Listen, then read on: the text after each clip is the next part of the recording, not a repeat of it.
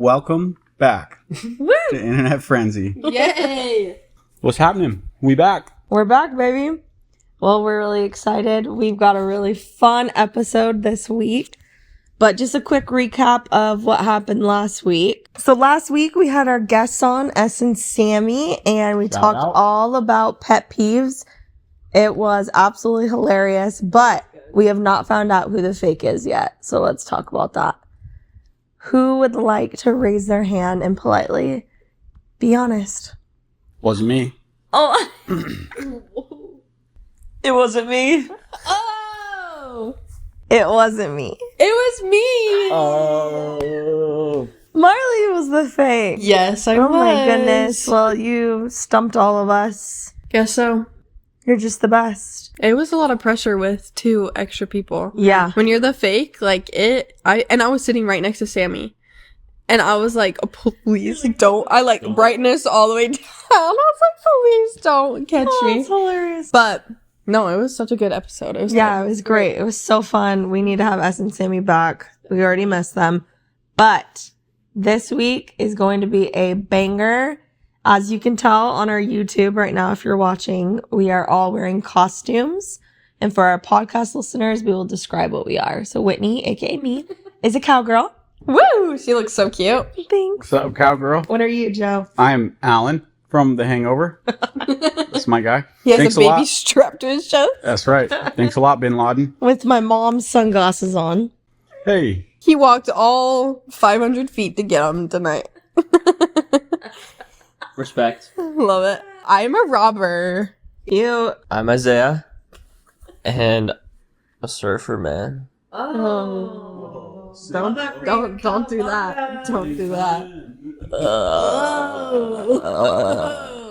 Well, we've got our costumes on. Halloween's coming up, and we are ready to provide for you the most epic Halloween stories you have ever heard in your entire life. So this episode is called Halloween Horror, Spooky Reddit Stories to Keep You Up at Night. Let's go. I love that. I love even looking for all the story. Looking for the story, I was like, oh, I just love reading stuff like this. Let's go, my dudes. This one is gnarly from True Off My Chest. Oh, Gnarly. really? Yeah, you guys aren't ready. Guys, I need all the lights turned on. I'm scared. If you're with us, podcast listeners, be safe out there. Turn your lights on. I killed my little brother, and my stepdad is in prison for it. I've been holding this in for almost 2 decades, and I don't know how much longer I can live with myself. I'm 31 now, married, and I have a baby boy of my own. But every time I look at him, I'm reminded of what I did. When I was 13, I killed my little brother. He was only 6. It was summer, and my mom had just started dating a new guy. Let's call him Vincent. He was rough around the edges, worked construction, and was always either dead tired or in a bad mood. My mom was working double shifts at the time, so Vincent watched over us more often than she did. My little brother, Ethan, and I spent a lot of time with him, but we never really liked him. He was just there. I remember overhearing my mom and Vincent arguing late at night, mostly about money, but sometimes about us, the kids. Vincent always seemed annoyed by having to take care of us. One day, it was just me and Ethan and Vincent at home. Vincent was in one of his moods, sitting in the living room drinking a beer, even though it was barely noon. Ethan was being his usual self, loud, hyper, annoying, like a 6-year-old tends to be. He wanted to play hide and seek, and I just wanted to be left alone. We were in the backyard, and Ethan kept running up to me, tagging me, laughing, then running away. I snapped. I yelled at him to stop, but he just thought it was part of the game. I don't know what came over me. It's like I lost control. I pushed him. Hard. I wasn't even thinking. He tripped over a rock or something, and he hit his head on the edge of the patio. The sound of his skull cracking was so sharp, like something breaking inside me too. He just laid there, not moving. Blood started pooling under his head, and I froze. I tried calling his name, shaking him, but he didn't respond. I ran to the living room to get Vincent. He stumbled out, saw Ethan, and started panicking. I was crying hysterically, telling him it was an accident, but he wasn't listening. He picked Ethan up, screaming at me, and ran inside to call 911. When the paramedics came, they tried everything, but it was too late. He was already gone. The police arrived soon after, and that's when everything changed. I was still in shock, not knowing what to say. Vincent was acting weird, defensive, and angry, and he told them it was an accident, but the police were suspicious. They questioned us separately, and I stayed quiet. I was terrified. Vincent already had a record, a couple of DUIs, and some domestic disputes from his past relationships. So they zeroed in on him. When they found out he had been drinking that day, it was game over. They charged him with manslaughter, claiming he'd been neglectful, that his drunkenness led to Ethan's death. I let them believe that. I was too scared to admit the truth. I let them take Vincent away. Vincent was sentenced to 20 years. My mom never forgave him. She cut all ties after that. We moved and she eventually married someone else. It was like Vincent never even existed. My mom never once suspected me. She couldn't bear to think her daughter could have been responsible for something so horrible. I learned to keep quiet, to bury the guilt so deep that sometimes even I could forget it, at least for a little while. But now I have a child of my own, a son who just turned 1, and every time I look at him, I'm reminded of Ethan. I can't help but think how fragile he is, how easily I could lose control again. The guilt has been eating me alive, and I've started having nightmares. I see Ethan's face, lifeless with that pool of blood beneath him, and I wake up sweating and my heart racing. I know I should confess. I know Vincent is rotting in prison for something I did. But if I come forward now, it will destroy everything. My family, my marriage. I'm not sure I could handle the fallout. But how do I live with myself? How do I explain this to my son when he's old enough to understand? I'm terrified that one day I'll snap again. I'm terrified that what's inside me is darker than I ever wanted to admit. I don't expect forgiveness. I just needed to get this out. It's been suffocating me for years, and I don't know how much longer I can carry it. I killed my brother, and I let an innocent man take the fall for it. I can't. That gives me anxiety. The chills. So this girl was 13 years old when she pushed her brother. Pushed him. He's 6. Just like it's a poor little boy. Just being a boy, just playing. Oh. At least it was a pure accident. Yeah. But now she's in way deep. Well, yeah, she's in deep, but she needs to go say something. She has to. She has to go tell, the cops, to be not guilty, you have to go and, get it resolved with the law. The dude's already served 18 years. His Of a 20-year sentence is sentence. almost... He's gonna go and get her. He should. I would. But he probably doesn't know she's the reason why He was the kid. And he's probably like, I didn't remember. He just thinks he was wrongfully accused. He Yeah. doesn't know really what happened. I mean, not after this story. He's gonna see that. You think so? It's so crazy, too, to think that, he didn't, just because of his, criminal history, he had DUIs and he had, domestic disputes before. The responding officers, it was they just tied it up really quick. Right. Oh, this guy, he was drinking and his criminal history, that made it.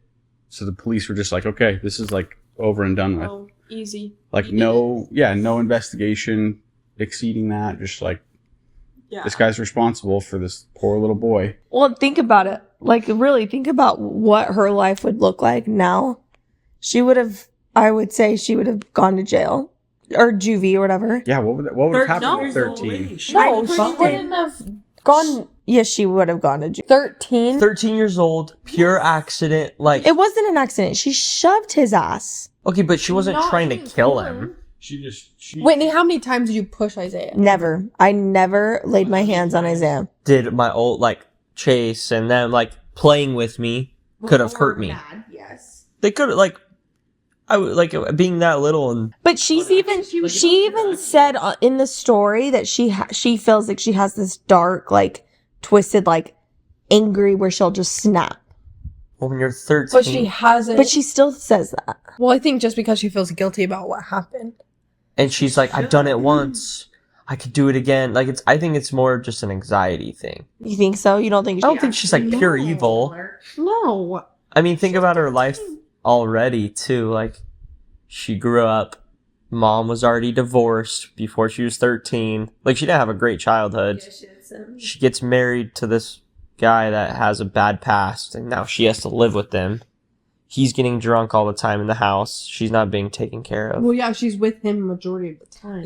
Obviously, and it's not an excuse for her to push the little brother, but at the end of the day, she wasn't trying to kill the little brother whatsoever. just perfectly wrong place, wrong time.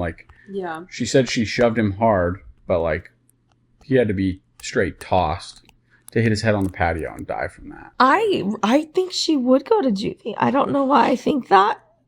I've never heard of a kid killing their sibling, accident or not, and not having a big punishment. Where? But I mean, 13. It's just weird because 13 is 5 years away from being an adult. So At some point, there's a line where like you can't hold the kid for 5 years and then charge them as an adult. And if they're being charged as a kid, the punishment's always way less severe. Well, and that's what I'm saying. I'm not saying they would charge her as an adult and wait, or whatever. I'm just saying I do think she would have gone to juvie. So what would happen now, though? Like, what if she was like, hey, She came clean now. I did this. You think so? Yeah. Yes, because this guy has been sitting in jail Yes. for 18 years But is because she didn't say anything. So does the sentence restart? Is it like, oh, you actually did this, so you're going to get the manslaughter? Or she'll have to like pay him compensation or something Yeah. for like the life that he's lost being in jail. I also think, why don't cops just sit on Reddit and wait for stories like this to come up and it's like, gotcha. Yep. Because they can't, they have a jurisdiction. So it's like, no one knows where this person is. Obviously, they could like go track through. it. But that's not cops. And all that stuff. That's like the CIA or the FBI. Like that's like Let's federal. call 'em.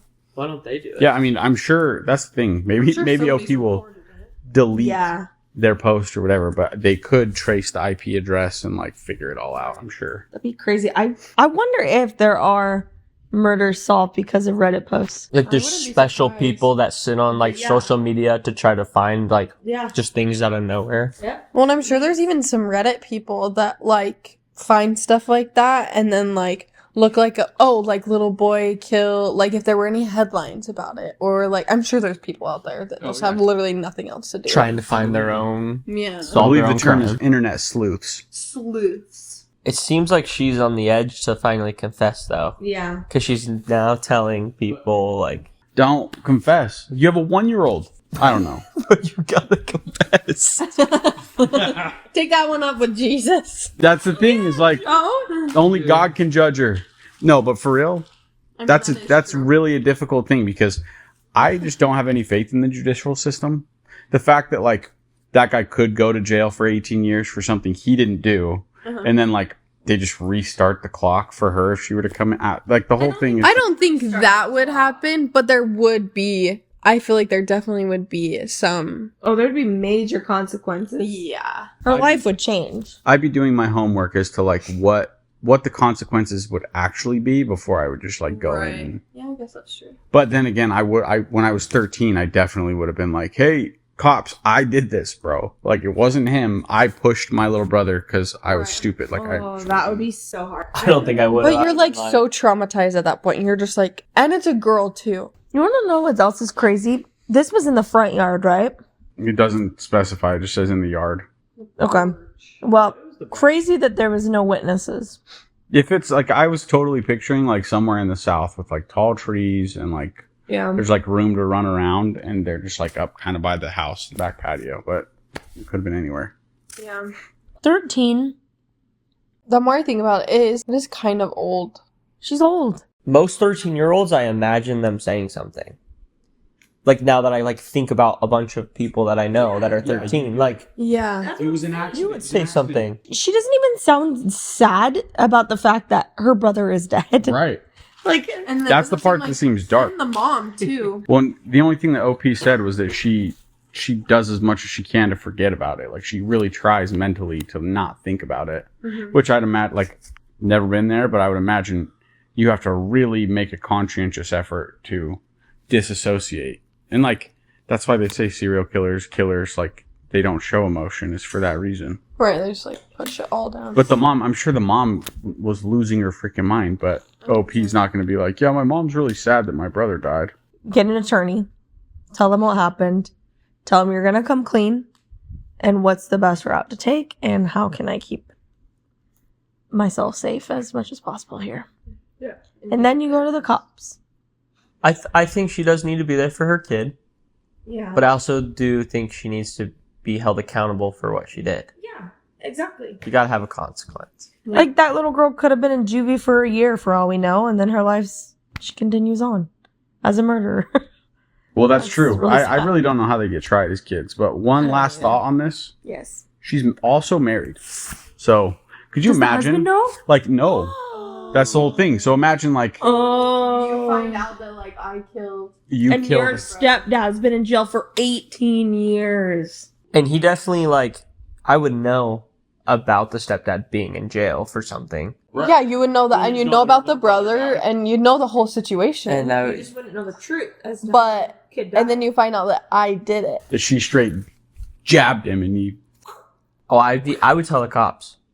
I think I would have to. No, You but the would tell point the is cops that when your wife- you're finding out at this point, so your life is getting absolutely wrecked. Yeah. It's like us being married for like 10 years, have one kid, and then I Yes. find out that it was actually her. And she's like, I'm going to the And cops. she's like, I've felt guilty about this forever. You're like, cool. Like, Um, that explains so much. sick. like, shocker, bro. Let's hang 10. In jail. So this is from Reddit.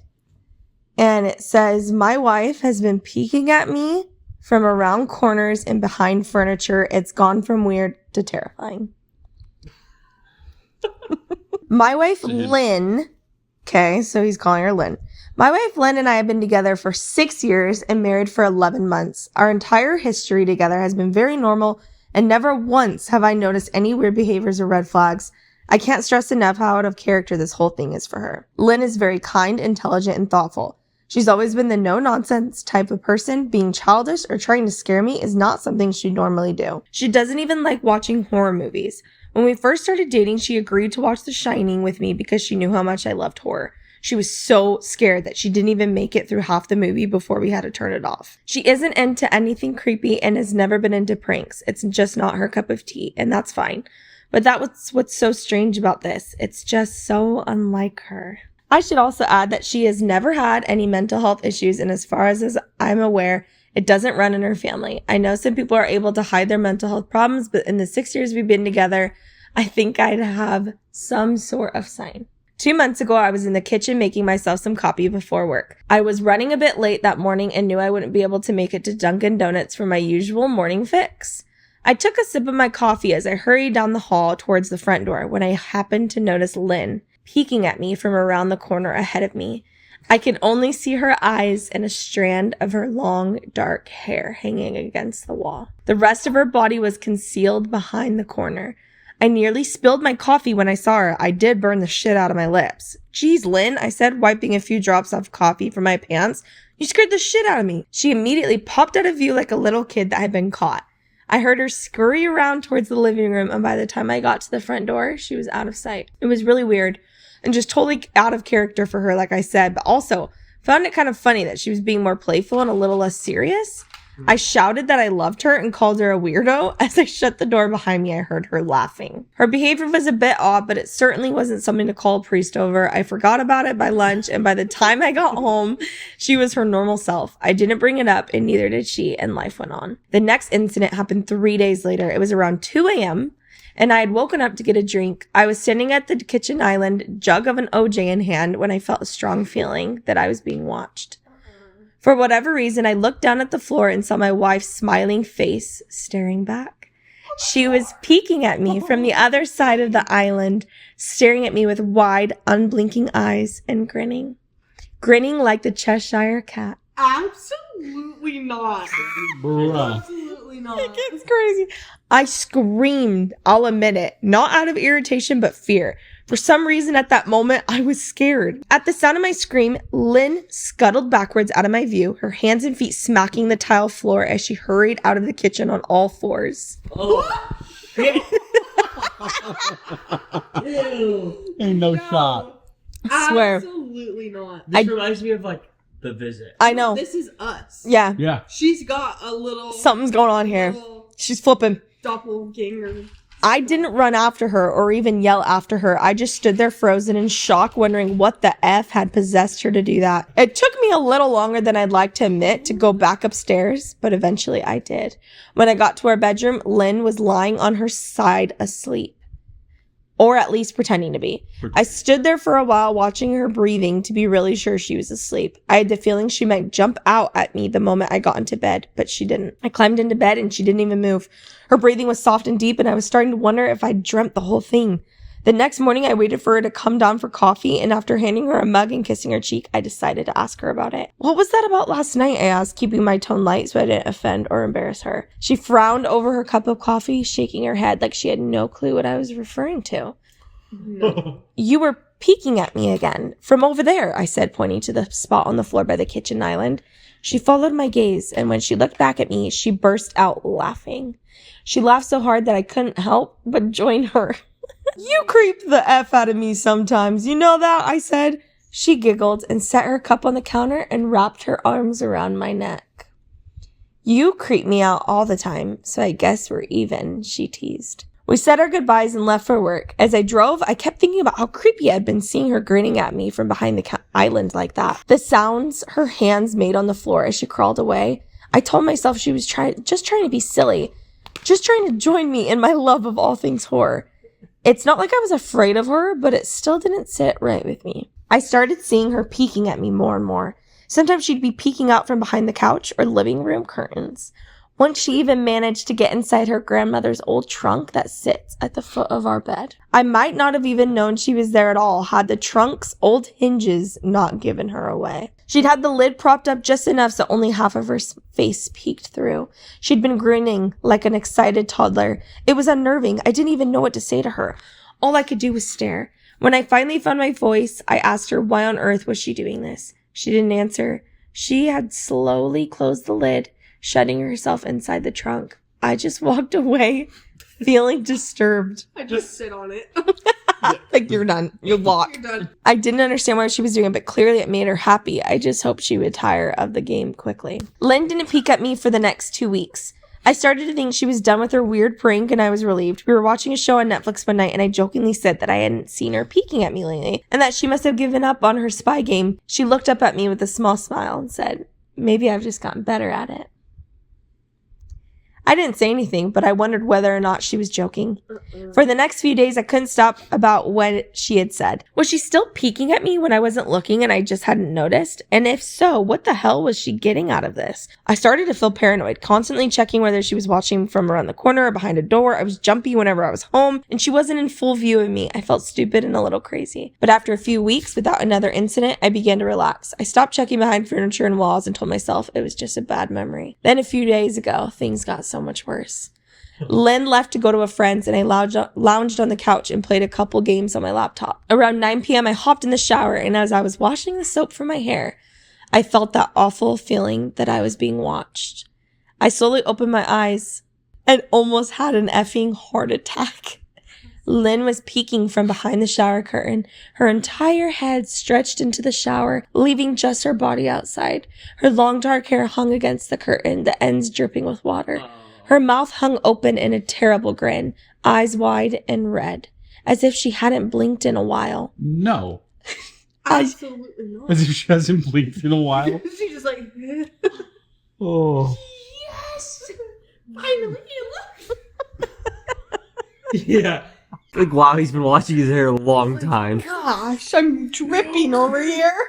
Open your eyes. Open your eyes. Please look. I screamed and jumped back against the wall. She didn't move, nor did her smile waver. Her makeup ran down her cheeks in 2 black streaks. She looked giddy and completely deranged. I was effing terrified. We stood like that for a few moments, neither of us saying a word. Finally, after what felt like forever, she slowly pulled her head back out of the shower, and I watched her blurry figure through the curtain as she moved backwards towards the bathroom door. A second later, the bathroom door slammed shut hard enough to rattle the mirror. I screamed again and jumped out of the shower to lock the door. I stayed inside the bathroom for over an hour. Maybe I overreacted to some of you, but joke or not, I wasn't going to put up with that crazy shit anymore. That's what I kept telling myself as I paced in my bathroom, stopping to listen at the door every few minutes. Suddenly, I heard a muffled sound and I pressed my ear against the bathroom door, straining to listen. I couldn't hear anything, but I envisioned Lynn standing on the other side of the door, giggling at her joke. I felt a surge of anger. I was beyond pissed at being made to feel scared in my own house and made to hide in the bathroom for an hour. All for what? Some joke? If it was a joke, it was an awful one. What the F, Lynn? I snapped. This shit is getting really effing annoying. I waited for her to apologize or to call me a jerk, but instead I heard a faint moan. So quiet, I wondered if I heard it at all. And then complete silence. Lynn? I called out. Not able to even hide the shakiness in my voice, I got no response, just my own heavy breathing. I swear, just effing stop it, I yelled, pounding my fist on the door. I waited for her to cuss me out, something I wouldn't expect from her talking to her like that. I never have screamed at her before. But there was nothing, just the occasional drip from the shower head. I won't deny that I was scared, too afraid to open the damn door and face my own wife. I waited another 30 minutes or so, which feels like a lifetime when you're scared. Finally, I decided I wasn't going to spend the night hiding in my bathroom, so I got down on my knees and peered underneath the door. No, please don't tell me she's I almost expected to see her face peeking at me, but thankfully I didn't. I could see straight down the hallway to the top of the stairs, but no Lynn. I didn't know if I should be happy about that or not. I looked for a few minutes, waiting to see her head pop up over the top step, but it never came. I stood up, my hand hovering over the door and mentally preparing myself to open it. I slowly turned the lock with shaky fingers and was about to yank it open when I heard a sound that still makes me feel nauseous when I think about it. A moan, louder than before, but this time I was able to tell just where it was coming from. I turned my head to the closet door as if in slow motion and locked eyes with my wife, who was peeking at me from the slight gap. Her eyes were still wide as ever and her mouth was hanging open in the most grotesque gaping smile I've ever seen. I didn't even scream. I was too scared for even that. Her hands were clasped to her chest, body trembling with sheer delight as if she could barely contain her excitement. A short, raspy moan bubbled up from her throat, deep and raw, sending a shiver through my entire body. Somehow I found the ability to pull the bathroom door open and ran as fast as I could all the way down the steps, snagging my keys and phone from the table in the living room before running outside to my car. I could hear her shrill laughter behind me, but I didn't hear her getting closer.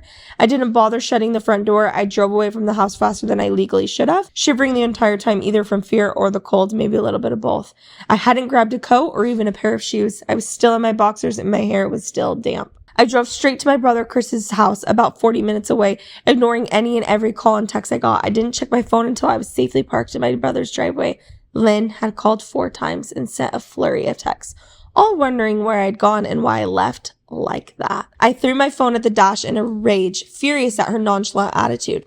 My brother and his wife were surprised to see me, especially dressed in just a pair of boxers, but told me to stay as long as I needed. Chris lent me some clothes and asked me what happened. I told him Lynn and I had a fight, but didn't get into the details. I didn't want him to think I was overreacting, leaving my wife over a prank, even if it was a strange one. I mean, hadn't I encouraged her for years to lighten up instead of being so serious all the time?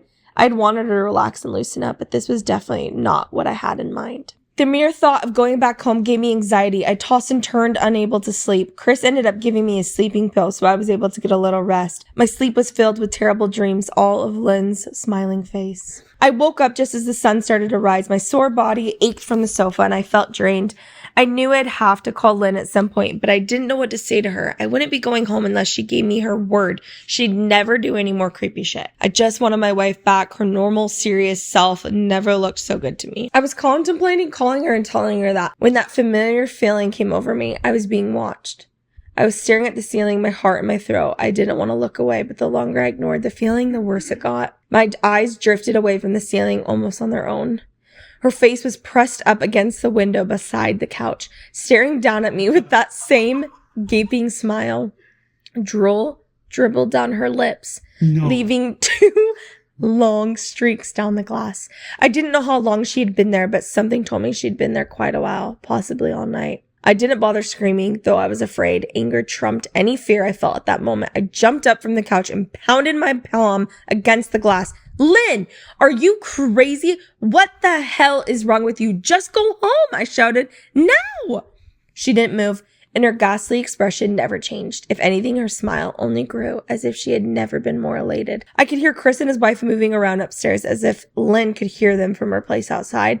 Her head twitched slightly in their direction, and she began to close her mouth slowly. Chris called my name from upstairs, obviously concerned. I turned to see him and his wife, Rebecca, hurrying down the steps. When I turned back to the window, Lynn was gone. The only sign she'd been there at all was the 2 streaks of drool still dripping down the glass. I tried explaining to Chris and Rebecca about waking up to see Lynn watching me through the window. They were skeptical. Who wouldn't be? Chris and I went outside to the spot in front of the window, but there were no footprints in the dirt, just a slight indent. Animal probably, Chris guessed, and I didn't argue. He and Rebecca assumed I dreamt the entire episode, but they didn't understand, and I was too tired to explain it to them. I called out of work that day and I turned my cell phone off. I didn't want to face Lynn. Just talking to her was too much for me at that point. I really started to believe something was irreversibly wrong with her, that no matter what promises she'd made, we'd never be the same again. The thought saddened me to my core. I cried most of the morning. By noon, I figured I was ready to confront her, give her one last chance to explain herself. I could at least give her that 6 years, I told myself. I turned my phone on and saw the dozens of texts she'd sent, all from a seemingly concerned wife. Can we talk? I love you. Please call me. I'm really worried. Can you answer me? Just come home. And more of the same. All texts telling me she loved me and she wanted me home. How worried she was. Not a damn one addressing the crazy shit she pulled like she hadn't been acting like a character from Stephen King book. Even her texts were different. She normally texts novels just to tell me to pick up a loaf of bread. You'd think she'd have more to say to me after her bizarre shenanigans. I know it probably seems childish to some of you who are miles away from this situation, but if you saw the way Lynn had looked at me, how she scampered away on all fours like some wild animal, grinning at me from inside the closet like a lunatic, then I think you'd find my reaction was warranted. I ended up staying with Chris and Rebecca for another night. I didn't wake up yesterday until afternoon, and thankfully I didn't see Lynn's face watching me through the window. I don't want to pry because it's not my place, but is this fight something that can be mended? Rebecca asked. She'd made us both a sandwich for lunch, and I knew she wanted to breach the subject without seeming too nosy. I don't know, she's like a different person, I said, choosing my words carefully. I still wasn't ready for her or Chris to know the full extent of the batshit craziness I had been dealing with. People change, Ben, but she's still the same woman you married. Maybe you both just need to talk through your issues. Whatever's going on, I'm sure it can be fixed. I think it's beyond that now. I don't think talking would help. I just don't trust her, I said. The words stung in my heart. I missed and loved my wife, but how could I live with someone like that, living in constant fear? Living in constant fear didn't sound too appealing. Lynn loves you. She has to be absolutely crushed, she said. I don't know about that, I said. Well, she certainly seemed it to me. I've never seen her so upset. Very much unlike the Lynn I know, Rebecca said, shaking her head sadly. It took a full minute for her words to really sink in, and when they did, I felt dread worming its way through my skin. Wait, what do you mean? You saw her? You saw Lynn? I asked, my mouth suddenly dry. Rebecca nodded casually as if that fact wasn't nightmare fuel. Maybe for her it wasn't. She stopped by this morning just after Chris left for work. She said cleaning the plates from the table. I didn't see her car, though. Maybe she took an Uber or something. Beck, what did she say? Did she come inside? I asked, sweat starting to break out on my forehead. I began looking around, examining corners as though a predator lurked behind them. No, she just asked if you were awake yet, and I said that you weren't. I asked if she wanted me to wake you, but she said no. She's just to let you sleep, she said as she washed the dishes. That's all? She didn't say anything else, I asked. No, she looked awful, though, like she hadn't slept in days. I think you should call her. I got up from the table and thanked Rebecca for lunch. I felt a little bit better at the knowledge that at least she hadn't come inside. Still, I needed to double check that the doors were locked. I sat for a while trying to figure out what to do next. I didn't want to go home, but I felt that I owed it to Lynn to help her if I could. Hadn't I sworn an oath to love and honor her through sickness and in health? Clearly, she was very sick. If she was sick, which I truly believe she was, I had to try and get her the help she needed. But I didn't even know where to start. I didn't want to call the police, and besides, what the hell was I going to tell them? That my wife was peeking at me? That she was being creepy? As bizarre as she'd been, she still hadn't committed any crime. Not yet, anyway. The police would have had probably said I was overreacting. I knew, as her husband, I was well within my rights to have her committed, but what if she simply acted normal in their presence? She's obviously been able to fool Rebecca into thinking she was just a concerned wife. As long as the doctors didn't find her a danger to herself or others, they'd have no choice but to release her after 72 hours. I felt lost and overwhelmed. So I did what any husband in my position would do. I called her mother. I didn't want to, believe me. Her mother, Marianne, and I were never on the best terms. We never fought or anything like that. She just wasn't a very warm person and wasn't really easy to get along with. She hardly ever smiled, and when she did, only her lips would move into a thin-lipped smile, leaving her eyes as blank as before. I'd only met her twice, and both times were for such short visits. I got the impression she didn't approve of me for her daughter. Lynn always ushered us out quickly, as if she didn't want me to feel uncomfortable, which I was grateful for. Being in her mother's company felt almost unbearable. I was happy to avoid the woman, but I needed her help. I really didn't want to talk to her at all, but I had to talk to someone, and someone who knew Lynn better than I do, so I grit my teeth and did what I had to do. Yes, she answered, already sounding irritated. Marianne, it's me, Ben. Do you have a minute to talk? I asked. I could hear her cluck her tongue in irritation. I'm in the middle of writing some checks, but if you insist, I suppose I can spare a moment. What is it that you want to discuss, Benjamin? She said. It's about Lynn. She's been acting strangely, and I was wondering if you had any idea whether there was something. I was quickly interrupted. It's a bit difficult to follow your rambling, Benjamin. What is it that you want from me? She asked. I could almost see her standing there in her thin sweater and slacks, tapping her fingernails impatiently on the table. I wanted to know if you'd ever noticed any odd behavior or possibly any mental health issues, I asked. There was a long, uncomfortable pause that I couldn't tell was because she was just thinking or something else. Finally, after a few seconds, she spoke. I'm not sure if this is one of your jokes, Benjamin, but if so, I don't find the humor in it. Now, I do have business to attend to, as I've said, so if you don't mind, she said, but I cut her off before she could get rid of me. Marianne, it's not a joke. I'm sincerely concerned about Lynn's mental health. Her behavior has been very erratic lately. I'm worried about her, and I figured as her mother, you would be as well, I said, my frustration evident in my voice. If you're truly concerned, then I suggest you get the health professionals involved. I don't know what you expect of me, she snapped. I could tell she was seconds away from hanging up, and for some reason, I was desperate not to let her. Please, if not for me, do it for Lynn, I tried. Benjamin, do not call here again. Goodbye. I tried to call out to her, but she'd hung up. I tried to wrap my head around the call and her refusal to help me. Even if she didn't like me, why wouldn't she want to help her own daughter? I couldn't understand that. I tried to replay the conversation, desperate to find something I missed. After a while, I almost gave up until I remembered her last words to me. Seek professional help. She had said those words with a bit of urgency. I could have just been grasping at straws, but no. I was sure her voice had changed ever so slightly when she'd said that, as if they were very important. What had she meant? I assumed she'd been referring to medical professionals, but maybe she was referring to someone else. Someone that she didn't, for some reason, feel comfortable saying directly. Or maybe I was just desperate. I was waiting for Chris to get home, and after a very long and exhausting conversation with him and Rebecca, I convinced them that Lynn truly needed psychiatric help. I didn't tell them everything. I wasn't prepared to go into it yet, but I told them about our last encounter, how she hid it in the bathroom peeking at me from the closet. They were obviously shocked, but thankfully they believed me. They too just wanted to help her. Still, they didn't think it was all that serious. Weird, maybe, but not dangerous. They just kept saying that Lynn had to be playing some kind of weird joke. Maybe for you two, Rebecca offered, if only half-heartedly. Chris didn't think we should involve the police just yet. He offered instead to go with me, and I readily accepted. He reasoned that calmly talking to her, trying to coax her into going willingly was the best recourse. I agreed to do it his way. At least I wouldn't be going into that house alone. We drove over this morning just after breakfast. There was no way I was going at night. When we pulled into the driveway, my stomach began doing somersaults. Her car wasn't there, but I still didn't let my guard down. The front door was ajar, and for a split second, I thought we'd see her eyes staring through the gap. I was shaking and starting to sweat. Chris, however, was fine. He waited for me to open the door, his hands in his pockets like he was going on an effing stroll through the park. I envied his ignorance. I pushed the door up and was immediately hit with the stench of rot. Chris smelled it too, and he walked up in the house behind me with his nose scrunched up. What do you guys use to clean the floors around here? Shit, Chris mumbled. Shut up, I said, my eyes darting around for any signs of Lynn. The house was deadly quiet and dark despite being 10 in the morning. All the curtains were closed up tight, refusing to allow any sunlight inside. If I hadn't left it just 2 days prior, I'd have thought the house to be abandoned. We moved through each room, carefully checking any place that she might hide, occasionally calling her name. Why the F are you looking under the couch? Chris asked eventually. Aren't we looking for your wife? He was looking at me like I was a moron. Let's just go upstairs, I whispered. He shook his head but followed me up the stairs to check the bathroom and spare bedroom. On my way up, my shoes crunched over pieces of glass that looked to be littered all over a few of the steps. I noticed that one of Lynn and my wedding portraits that hung on the wall along the staircase had been smashed. The frame hung crookedly, all the glass removed. I stared at the picture, a lump forming in my throat. We had taken the photo just after leaving the church after saying our vows. She looked so beautiful in her white gown. I looked at Lynn's beautiful face. I never dreamed her face would ever be a source of terror for me. We climbed the rest of the steps and checked the spare bedroom, but it looked completely untouched. I was hesitant to go to the bathroom, my fear from that night coming back at me all at once. Chris noticed and I offered to go in by myself, but I couldn't let him do that, so we walked in together. Checking the closet and the shower, the bathroom looked as if it hadn't been touched since the night I left. I don't think she's here, Ben. Why don't you pack some clothes and we'll try coming back tomorrow or something, Chris said. I nodded and went into our bedroom and shoved some clothes into a duffel bag. When I checked inside our closet, I came across the source of the smell and gagged. Chris took one look and lost all color in his face. He had to go stand by the stairs to get away from the sight and the smell.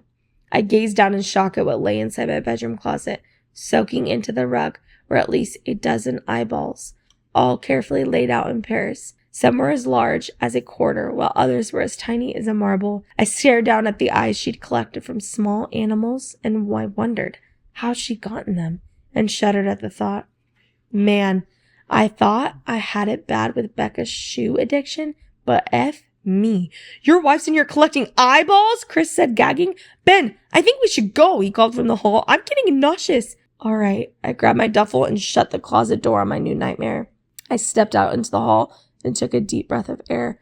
I could taste the rot on my tongue, and I couldn't help but gag. Who the F lines up eyeballs in their closet like that? Chris mumbled. I tried to tell you she needed help, I said. She doesn't need help, Ben. She needs an effing exorcist, he said. You coming or what? I can't stand the smell any... His words died in his throat, and his eyes grew wide with fear. I didn't ask him why. I could feel it. Someone was watching me and I didn't think it was the eyes in the closet. I turned around, my eyes slowly scanning the bedroom. Shit, I whispered as I finally saw what we'd missed.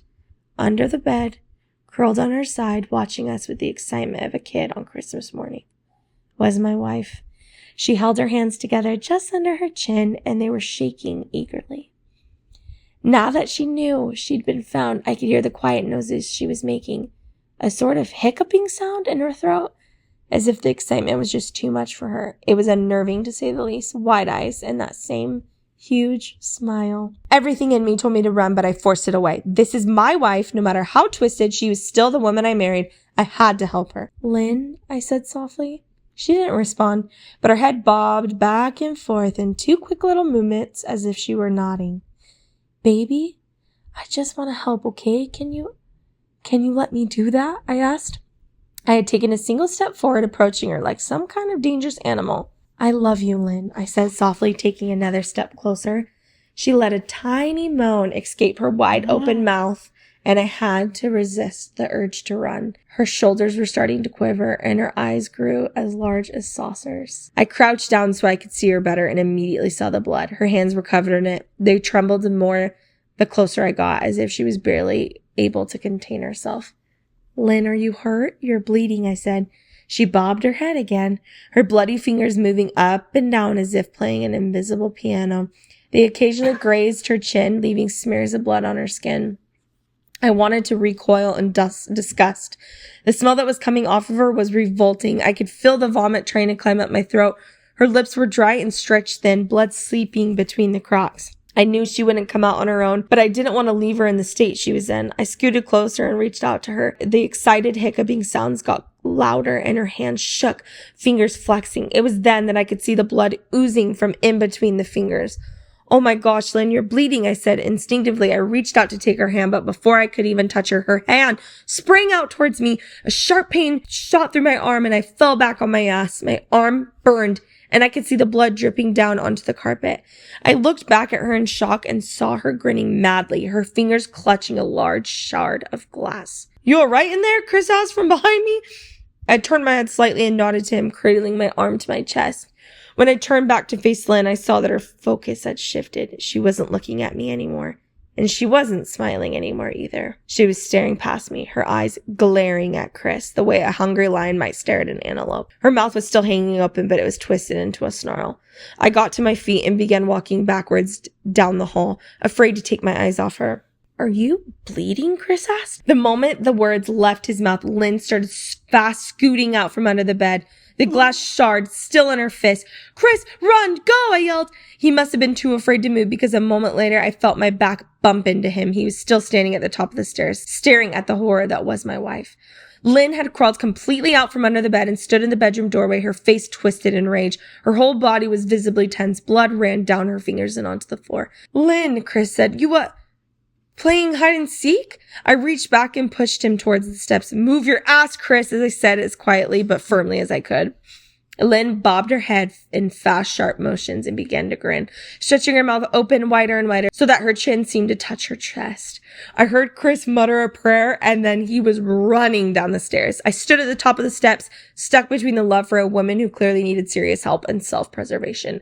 I only want to help, I said, choking back tears. Her eyes focused on me once again as she slowly lifted the glass, holding it out in front of her, and then she started sprinting towards me, grinning with utter excitement. Thankfully, my body took over, and I flew down the stairs, skipping 2 or 3 at a time.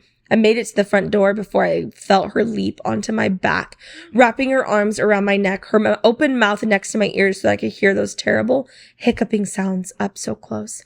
I shook her off me, knocking her to the floor. I felt a searing pain in my back as she went, but I tore open the front door and bolted to my car. Chris was standing in the front yard, talking on the phone with the police.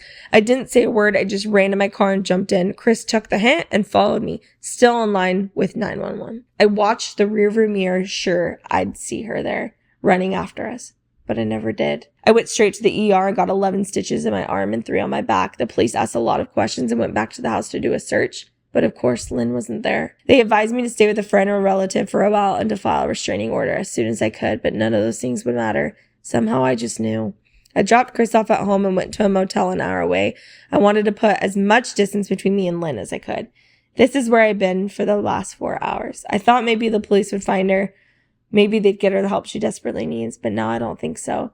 Because 40 minutes ago, I just got a text from an unknown number, just 3 words. I found you. And a picture attached. The picture was dark and grainy, but I instantly knew what it was. There was no mistaking my wife's eye. I started typing this out immediately after. I don't know what to do. I'm alone and scared, and I can't help but feel that I'm being watched. Whitney, where the hell did you find that? Reddit. I swear. Oh my gosh. Okay, so let's start from the beginning. He's married to this girl. Yeah, we know. And she's fine. And Like, she's not fine. a thing. Like, Let's talk about the mom. That's something that I was very like, there was I bet something you- there. What if Anything she that this has has the happened same before. problem? Like, she's crazy too. Yeah, it's just like she's weird too. No, I bet she's done it when she was younger or something. I bet like Yeah. weird stuff has happened, like her growing up. Because she did say get her help. And he was like, I don't know what that meant. Like, what do you guys, I'm dying to hear your guys' thoughts. Are you guys scared? Oh, the whole time. That's like, I'm going to have nightmares for sure. But then Like, if you pranked me like that even once, that's on like all so fours, wrong. after peeking on the floor So of that wrong. kitchen island, I'm sorry, no. Absolutely. And then going on all fours up the stairs and like moaning as you're doing it. The fact that it was a moan, I couldn't get past that every single Or time. like the hiccups. like just like No, it's like. like she lost her voice and she's just like Yeah, it's like she's totally possessed. What? That's what it feels like.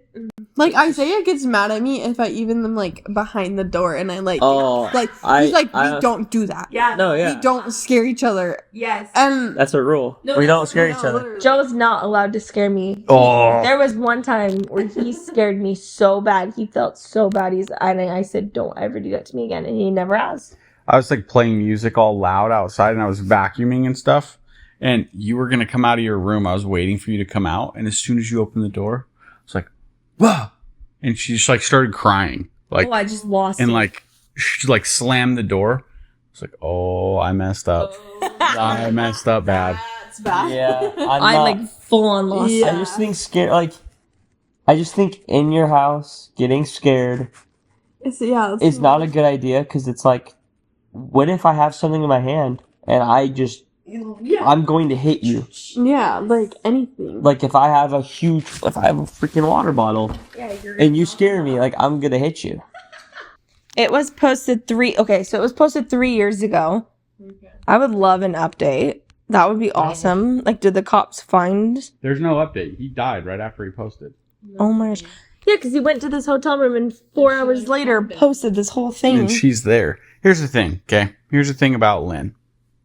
She's the devil.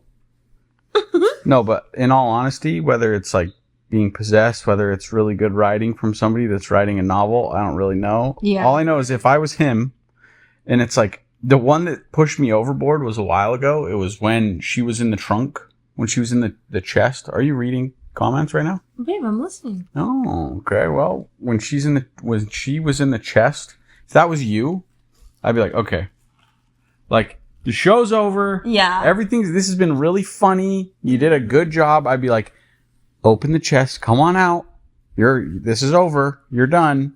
And I'm looking at you like, Yeah, I'd be like, okay, I am absolutely terrified, but if we need to fight right now, we're going to fight. I feel like by this point you would have tackled me or something. Well, no, because he just kept going away from her. He Yeah, kept like scared. running away. Yeah. And I get being scared. Like like you could make a creepy face, and I'd be like, okay, that's a little creepy. But then I would like turn a corner when I'm ready to be done with it. Hold on. Yeah. When I'm ready to be done with the joke, I'd be like, okay, I know that you're being funny and that we like that kind of stuff. I'm over it now because you're freaking me out. So if you want to keep taking it to the next level, let's like, fight. Yeah. But there's a difference between, like, you can just see it in someone when they're just being, like, creepy and, like, they're, like, they've lost their crap. Like, they're possessed. And I feel like that's where, even a guy, you're going to be running away because you're scared. I've never been in a position where I could tell that somebody was possessed. Like, I would always just assume that if they're, like, putting on that creepy face. Yeah. Like, okay, yeah, I get it, you're creepy. But, like, I wouldn't be like, okay, I'm gonna run away now. Right. Like, that's just not how it works for me. Right, because you've never experienced it, so you wouldn't know But like, what you would actually do in that moment. yes, and I don't believe in them. Yes. I don't know. I think what you're saying, Whitney, about it just being like there's from like someone joking and like this past joking like the second time Yeah. Oh, that it happened. Oh. Like when she's running on all fours up the bed and then is just like asleep in the bed. Like the shower, too? Oh, that's absolutely terrifying. That was after. That was literally terrifying. She's there, she's wet, makeup running, and they just stand there looking at each other for like multiple minutes, wasn't it? He said like, yeah, A minute. Like a basically, minute. a minute, like moments strung together. He Where said you're it felt like basically just, forever. Oh. I would have grabbed your head and just right on the wall. No, actually. Like it's over. Yeah, no. You mess with me in the shower. That's like my safe spot. It's over. Your head is going into the shit, like into the wall. Stop. No, but honestly, I give permission at that point. Like if I have scared you that many times, and it's like I'm not just boo like in the corner, like wow, it's full on creepy.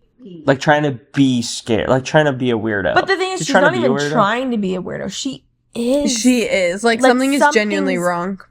The eyeballs. Oh, Okay. yeah. When did What? that start? I literally like. When did that start? What switched in her to like start this? But the thing is, so like, she must have gotten those. She literally got those in the last 2 days. Yes. Because he's been gone 2 days. They're not rotting. They're not like shriveled up and like they're fresh Fresh eyeballs. to an extent. And like, that's just like, what? It's the black market. How do you get She extracted them herself. 100%? It's not even like you could get those from a dead animal because if they're dead, like your eyes are your first thing to like rot out. This sounds like the plot of a crazy freaking I'd watch it. movie. It's like half us. This is Like, this like, is it's the giving- visit to a T. No. The visit, not Not even at all. close. Have you seen it? The hiccuping, like Not the way even The they close, visit- speak. babe. The grandma just out of nowhere just starts going kind of cuckoo. But it's only at nighttime. She has sundowns. Like, I'm just saying, like that reminds me of like. But it's the. I mean, it's yeah. it's the peeping. It all starts with like the the Like, little like peeking creep. around corners and being Mhm. sketch. yeah, that's weird. So creepy. That- well, I mean, that'd I'm be a sorry good if horror you all have movie. Nightmares tonight. Oh, they will. That was scary, and I'd be fake. No. No, It's I so don't know. I hope No. so. I I just really don't. hope so. I think ChatGPT has a character limit. So this is just from Real Scary Stories. Messed me up for years. Anyone had anything similar? I also posted this in a Scary Stories sub, but figured someone here may have some thoughts as well. Years ago, maybe 2006, 2007-ish, I took my girlfriend, now wife, to the movies. We were just out of high school. We decided to see The Exorcism of Emily Rose, against her mother's advice. We made it through half of the movie. She wasn't enjoying it at all, and neither was I. We head out early, and since we have some time left, we decide to head to the park next to her house and just hang for a bit before I had to drop her off. We park my truck, I take the keys out of the ignition and set them in my lap. A few seconds after this, the radio comes on, and the LCD display is just showing some weird symbols, and there's a very deep voice coming from the speakers. It was really loud and clear, but the words it was saying weren't English, and neither of us understood what it was saying. We proceeded to jump out of the truck, kind of freaked out. After the scary movie, we were very uneasy, and this was just over the top. When we hopped out, the radio shut off and the voice stopped. After a few minutes, we decided we should head to her house now. She lived less than a block, so we sped over there. Once there, I had the strangest feeling like someone was right behind me or watching me. I was really scared at this point. It was just so odd.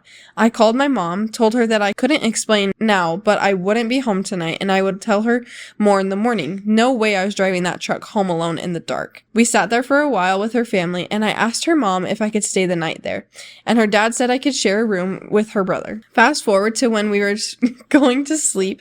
Her brother gave me the bed and slept on the floor facing away from me towards the door. After a bit, sitting there propped up on my elbow facing the door, all of a sudden it got very cold and I couldn't move or talk. Into the doorway walks a silhouetted figure that was black like smoke with solid white eyes and appeared to have dreadlocks and a high ponytail. It stood in the doorway for what seemed like forever, staring straight into my eyes, and then turned and walked into the bathroom. As soon as it leaves the door, I can move again.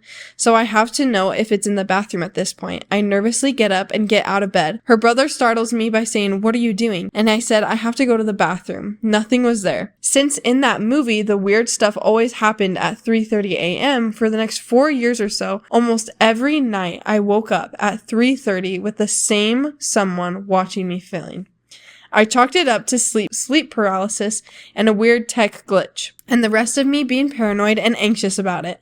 I've told all my friends over the years, and about 2 years ago decided to tell my brother-in-law. He was dumbfounded when I told him and said that he remembers that night very clearly because he was frozen and saw the same thing. So what the heck? Anyone have anything similar? I actually know someone that has something similar. Really? On my mission, there was a member that served his mission in South Africa, and there was a certain place that missionaries lived. Every time a new missionary, there was 4 missionaries in this one place. Every time a new missionary would come, the missionaries that were there before weren't allowed to say anything. The mission president told them. And what would happen is at 2:55 a.m., all the missionaries would wake up at the same time. Not for no reason, but they would just be wide awake right away. And then, like, after a few minutes, they'd be able to go back to bed. And he said that, like, every missionary that would go there, and he said he was there for, like, 6 months. And for those 6 months, at the same time every morning, he would wake up, and all the missionaries would wake up. For the 6, like, it wasn't just, like, the first time. Yeah. It was... No, and it was, like, a thing that's been happening. Like, the mission president knew about it, like, his first night there, he woke up at 2:55 a.m. And like, oh no, it happened like 2 days in a row. And he was like, what the heck? Why? So finally he said something to the missionaries that were there before. Yeah. That have been there. And they were like, yeah, we were waiting for you to say something, but we wake up at the same time. Bruh. That is... No shot. I'd be out of there so fast. I'd be like, mission president, please get me out of here. Yeah, I could remember. not. I remember him telling Why do me they that, have them and me and the other still in that? missionaries were like, so creeped out. Yeah, The evil spirit leaves after about 5 minutes and you can just go back to sleep. It's going to happen every night that you're there, but it's fine. It's only 5 minutes less sleep. Mess with me. Yeah. They should have, like, gotten a different apartment. Oh my gosh. Yeah. I mean, whoever was haunting that's crazy. I have a story about that movie. I've told you this before. I've never seen it. What movie? It's awful. Exorcism of Emily Rose. Yeah, Joe has a story. This is gnarly. It's very fast. When I was in like 9th grade, I saw that movie at a house party. Like, we all went there, we were chilling, eating chips and dip and everything. Like, and it was like a big party. There's tons of people there. So I ate something at that party that made me super sick. And obviously I didn't know at the time. Was just chilling. We all watched the movie. It's horrible. It's not a good movie. It's just dark. So whatever. We slept at my dad's girlfriend's house that night, and I had 2 buddies with me. She had these big love sacks, so we each slept on a love sack.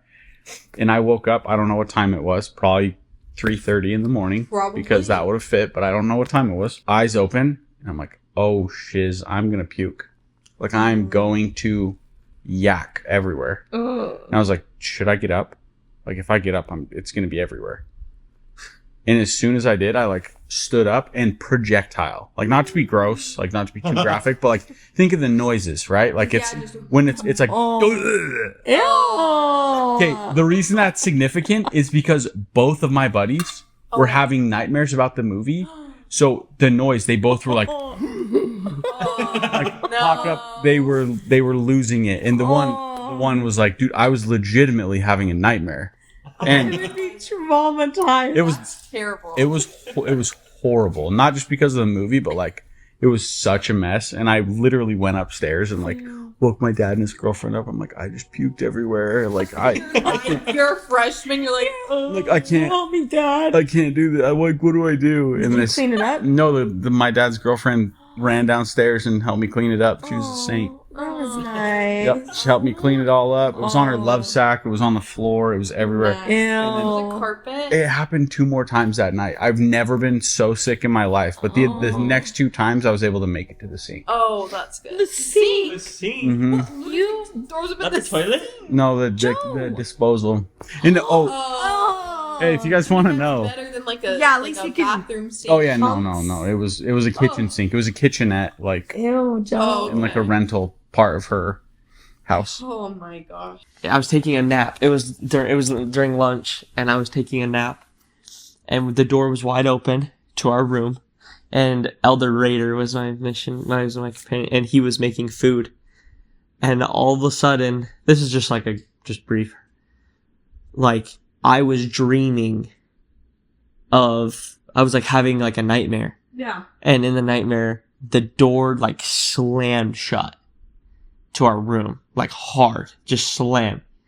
And then I just like in the dream, I remember like something coming over top of me, Ew. and like I couldn't breathe, I couldn't move, and I just remember like screaming and like trying to yell for him, and I couldn't, Whoa. and I just felt all this darkness and could just see darkness, and then I just couldn't do anything, and then finally I was able to like Yeah. Reinhard and like yell, finally, and then I like wake up or whatever, and I like get out of bed, and I'm like open the door and like walk out, and I like talk to Raider. I was like, bro, I just had the worst dream, and he's like, what happened? I was like, well, the like door like slammed shut, and then like this like thing was holding me down. He was like, dude, I heard the door slam shut.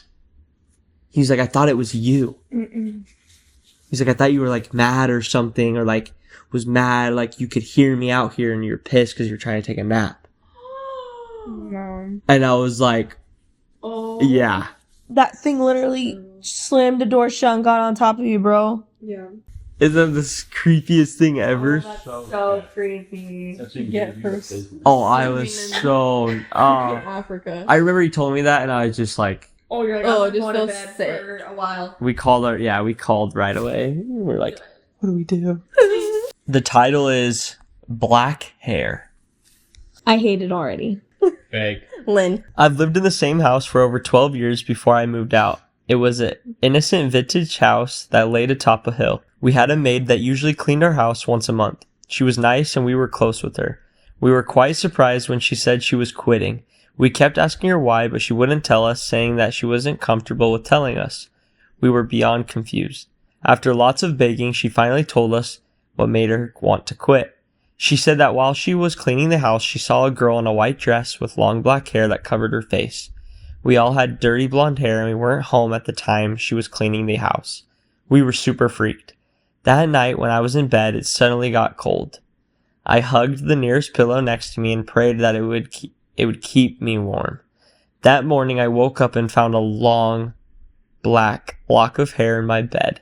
The pillow I was hugging was on the opposite side of the room.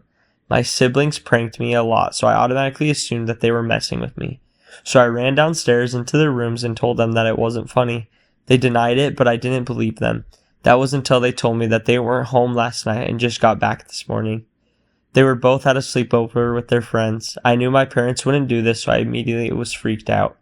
Since that moment, everyone refused to sleep over, claiming that they would see a girl of the exact description of our maid. Everyone refused to sleep over, claiming that they would see a girl of the exact description of our maid staring at them. I would keep waking up with strands of hair in my bed. It got so bad to the point where I started sleeping in my parents' room. We moved out now, but I soon found out that way back a serial killer lived in our house, buried his victims under his house, and that he preferred little girls. This still freaks me out till this day. Bruh. No. Ew. Shouldn't that be disclosed to the homeowners? Yeah, it is. It should be. But it wasn't his house. It was his parents' house. Yeah. Well, yeah. So he wouldn't have known. His parents would have been like, yeah, it's fine, bro. We got a discount on the house. Yeah. Oh. Yeah. Would you do that? No. Absolutely A beautiful mansion and you could afford it. It's like the one in No. Torion, the murder house. Oh yeah, Yeah, no. absolutely. Is it for sale or did somebody buy it? I think it's always up for sale. People come and go. Yeah, I don't know actually. I I don't think anyone lives in it. I don't think people own it right now. I'll have to look Yes. about that. You want to buy it? I would because Do you know about the Torian murder? yeah, he told me the whole story. I think that's lit. Joe. No. I mean, like it's just crazy that it happened there. I would buy it. I don't know. That's Okay, but so what do you think's going on with this kid? Why is there long black hairs in his bed? That's nasty. So do you think it... Can a ghost even do that? Leave, like, physical... Yeah, I probably plucked it off of one of the dead bodies under the foundation and just brought it right up. Yeah. I don't know. I don't Does hair Hey, disintegrate or this anything? reminds me of another story. Yeah, I think it withers away. Yeah. No, it doesn't. Hair? Hair? Hair. It'll and stay fingernails, forever? like, keep growing. Not on a dead body. No, I'm saying on a dead body. No, hair. Hair does not last. Hair grows. Hair will deteriorate just like skin, just like... So a person that's buried for 5,000 years, how long is their hair now? No, it's No, just... no. That's just a skeleton at that point. It's... Yeah, the hair, But it lasts longer. it lasts longer than, like, skin, than, Yeah. like, blood and stuff, because it's just dead cells. I know. How long does it take for your hair to just like... I don't. What does it do? I Just think like that's a question crumble for like Siri. sand? Well, isn't there times where like people will find, and the last thing they'll have is like they can like still look at their fingernails?